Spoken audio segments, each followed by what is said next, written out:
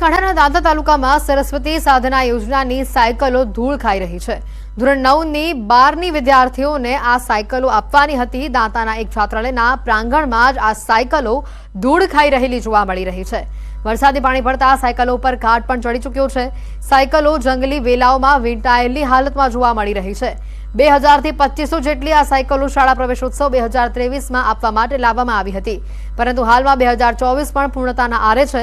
તેમ છતાં સાયકલોનું વિતરણ કરવામાં આવ્યું નથી। ત્યારે લાખોની કિંમતની આ સાયકલો ભંગાર થાય તે પહેલા તેનું વિતરણ લાભાર્થીઓને કરવાની માંગ ઉઠી છે। 4 મહિનાથી તમે સાયકલોની હાલત દેખી શકો છો કે કંડમ જેવી થઈ ગઈ છે, જાળા થઈ ગયા છે, ટાયર બેસી ગયા છે, વેલા ચડી ગયેલા છે સાયકલો ઉપર। અને હજી એ જો બીજા 2-3 મહિના રહેશે તો આ સાયકલો મતલબ લાખો રૂપિયાનું સરકારનું જે ધન છે જેમને આ યોજના પાછળ ખર્ચ્યું છે એ બિલકુલ ઝીરો થઈ જશે, પછી એ કોઈ કામની જ નહીં રહે। આ સાયકલો વિશે જે તે કોન્ટ્રાક્ટર હાથી વાત થઈ એ મુજબ મેં કીધું કે બધા ગુજરાતમાં બધા જિલ્લાઓમાં સાયકલો અપાઈ ગઈ છે, બનાસકાંઠા એકલું બાકી છે। ચૂંટણીના કારણે સાયકલો હમણાં સ્થગિત કરી દીધી છે, લાંબા સમયથી પડેલી છે અને આ ગુજરાત સરકાર અને કંપનીના હાથી તાલમેલના કારણે આ સાયકલો પડી છે। હાલમાં જે સમાચાર પ્રસિદ્ધ થયેલા છે એમાં જે સાયકલો છે તે સરકાર દ્વારા સ્વીકારેલ નથી અને હાલ એ જ એજન્સી પાસે એ સાયકલોનો હવાલો છે। સરકાર વહેલી તકે આ બાબતે પોઝિટિવ છે અને વહેલામાં વહેલે કન્યાઓને સાયકલ મળે એ બાબતે હકારાત્મક પણ છે।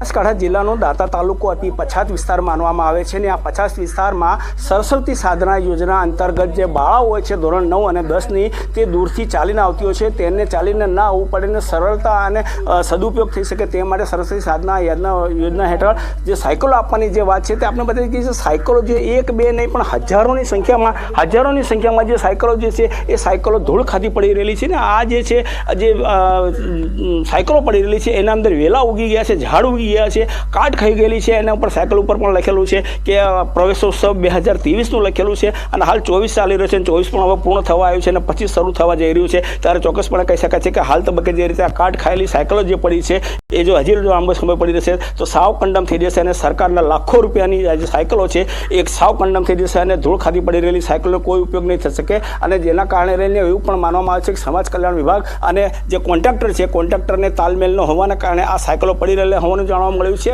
અને જે વહેલી તકે હજી સમય છે કે આ જો ઉપયોગ કરવામાં આવે તો કેટલીક જે બહેન દીકરીઓ જે છે એ દૂરથી ચાલીને આવતી હોય તો તેનો ઉપયોગ થઈ શકે એમ છે। ને જે વરસાદના પાણી જે આના ઉપર સાયકલ ઉપર ફરી વળ્યા છે એ ચોક્કસ વાત છે, પણ આ જે તંત્રના છે પેટનું પાણી કેમ નથી હલતું એક મોટો પ્રશ્ન આજે આ સાયકોલોજીને જોવા મળી રહ્યો છે। મહેન્દ્ર અગ્રવાલ, ન્યૂઝ 18 ગુજરાતી, દાંતા।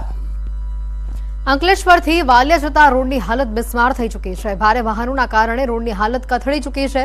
ધૂળની ડમરીઓ ઉડતા રાહદારીઓને પણ મુશ્કેલીઓનો સામનો કરવો પડે છે। થોડા સમય પહેલા 4 લેન રોડ મંજૂર કરવામાં આવ્યો છે, પરંતુ આજ દિવસ સુધી તેનું કામ થયું નથી। ખરાબ રોડના કારણે વાહન ચાલકોને ભારે હાલાકી વેઠવવી પડે છે।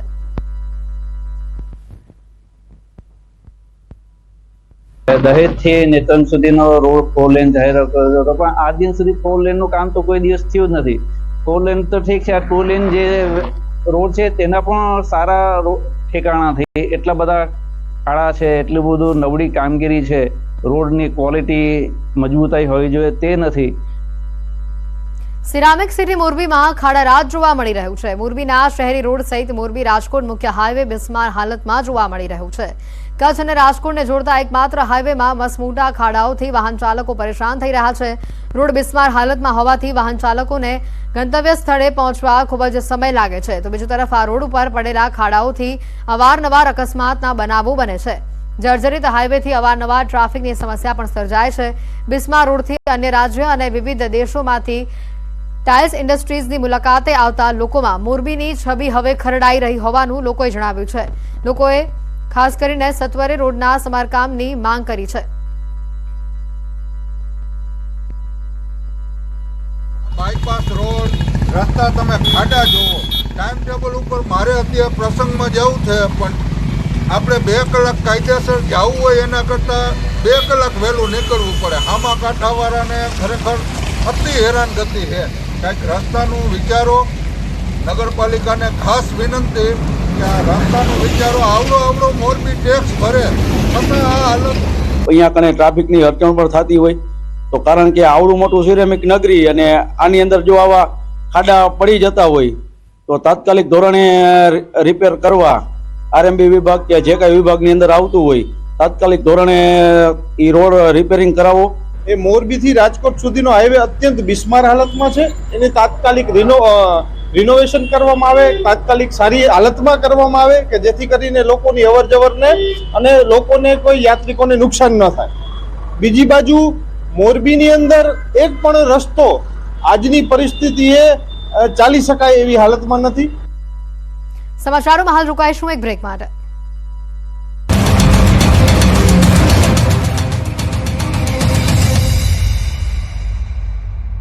યાર સાંભળ, પોરબંદરનો દરિયાકાંઠો ફરી એક વખત ચર્ચામાં આવ્યો છે. પોરબંદરનો દરિયો ડ્રગ્સનો દરિયો બની ગયો છે.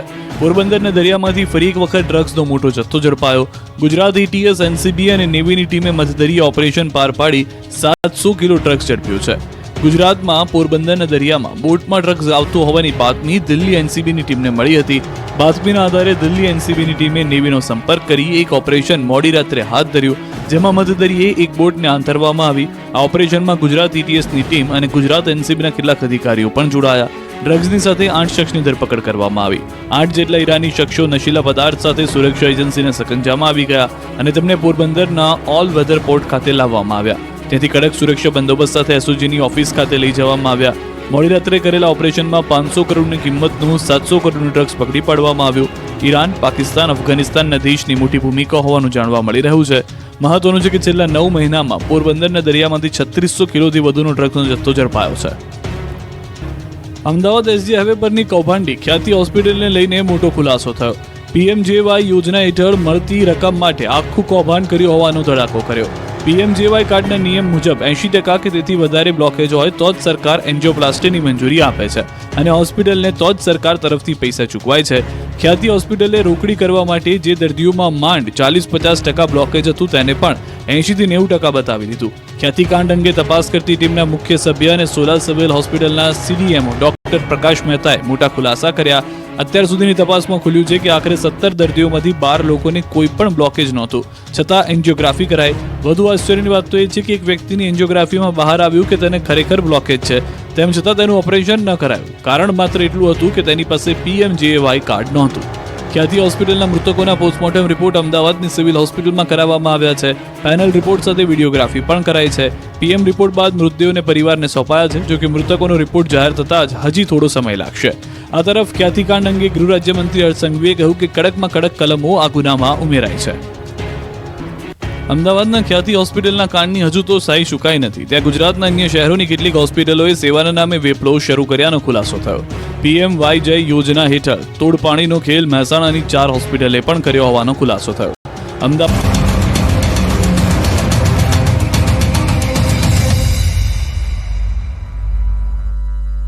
બ્રેક બાદ આપનું સ્વાગત છે.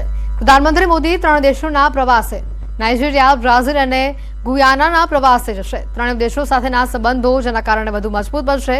બ્રાઝિલમાં G20 સમિટમાં પણ તેઓ ભાગ લેશે.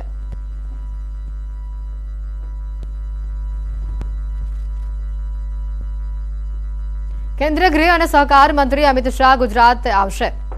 ગાંધીનગર લોકસભા મત વિસ્તારમાં સમાવિષ્ટ ઘાટલોડિયા વિધાનસભાના સ્નેહમિલનમાં તેઓ હાજરી આપવાના છે. 19મી નવેમ્બરે સાબર ડેરીની તેઓ મુલાકાત લેશે. વિવિધ વિકાસના કામોના ખાતમુહૂર્ત અને લોકાર્પણના કાર્યક્રમો પણ યોજાઈ શકે છે.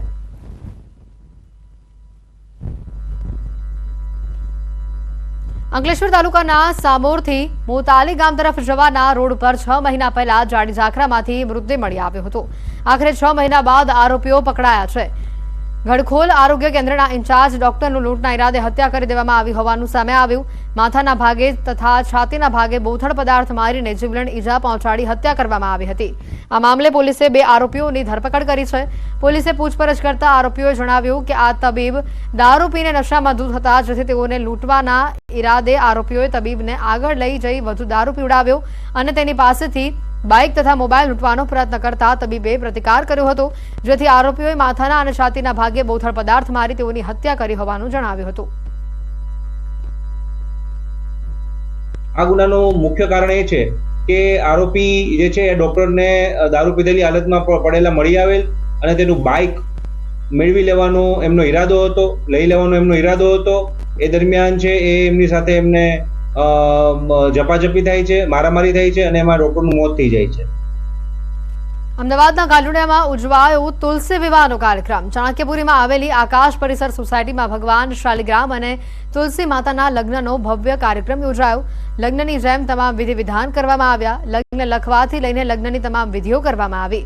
ભગવાન શાલિગ્રામનો ભવ્ય વરઘોડો કાઢવામાં આવ્યો, જેમાં સૌ ભક્તોએ રંગેચંગે નાચગાનની સાથે વરઘોડામાં સામેલ થયા. જેમાં પોતાના ઘરના લગ્ન હોય તે રીતે તમામ લોકોએ તૈયારીઓ કરી. લગ્નમાં સૌ લોકો જાનૈયાઓ બનીને લગ્ન માણ્યા. લગ્નની તમામ રીત રસમો સાથે ભગવાન શાલિગ્રામ અને તુલસી માતાજીના વિવાહ કરાવવામાં આવ્યા. આ પ્રસંગને લોકોએ ખૂબ જ ઉત્સાહપૂર્વક માણ્યો હતો.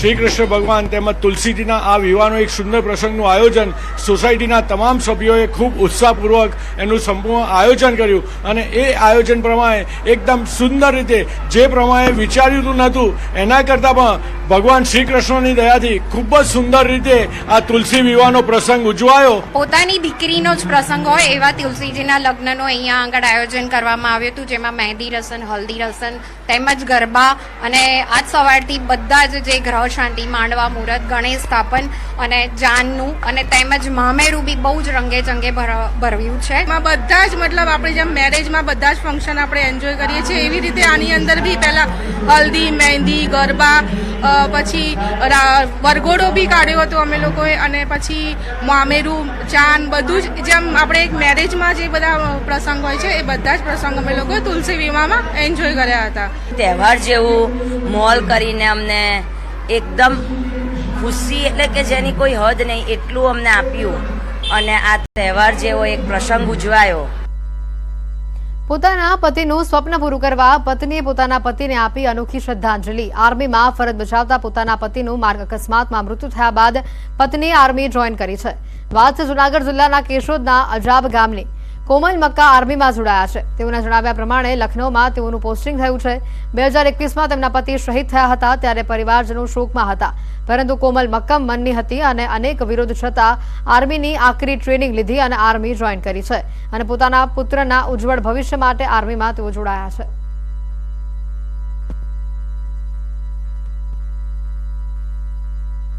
मैं आर्मी ज्वाइन किया क्योंकि मेरे हस्बैंड पहले से ही आर्मी में थे और उनको देख देख के मैं यहाँ पहुँची हूँ कि आगे मतलब उसके मन में देश भावना थी, देश के लिए प्रेम था, अपनी जॉब के लिए वो बहुत ही मतलब उसको बहुत प्यार करते थे वो.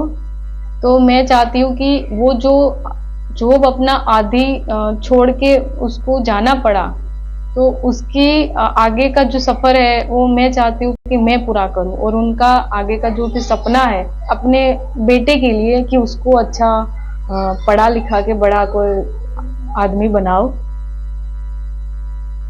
મિશ્ર ઋતુના કારણે શિયાળુ પાક પકવતા ખેડૂતોને ચિંતામાં વધારો થયો છે.